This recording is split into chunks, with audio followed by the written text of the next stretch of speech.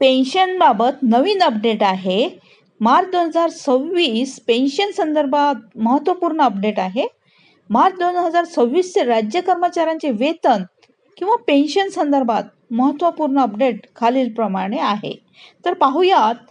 मार्च 2026च्या वेतन तसेच पेन्शन सोबत राज्य कर्मचारी पेन्शनधारकांना DA वाढीची थकबाकी मिळणार आहे. 4 महिन्यांची वाढीव थकबाकी जुलै 2025 ते ऑक्टोबर 2025 या 4 महिने कालावधीमधील DA वाढीची थकबाकी ही मार्च महिन्याचे वेतन तसेच पेन्शन देयकासोबत मिळणार आहे.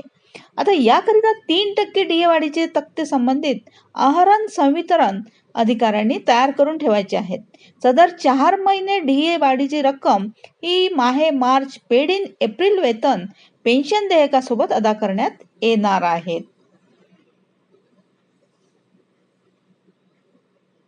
तसेच वेतनात किमान 450 रुपये इतकी वाढ तर कमाल 6000 रुपये इतकी वाढ होईल. यामुळे एकूण वेतन तसेच पेन्शनमध्ये मोठी वाढ होणार आहे. तर उर्वरित नोव्हेंबर 2025 ते जानेवारी 2026 या कालावधीमधील DAची वाढीची थकबाकी अदा करण्यासंदर्भात शासन निर्णय नंतर नव्याने निर्गमित केला जाणार आहे. थँक्यू.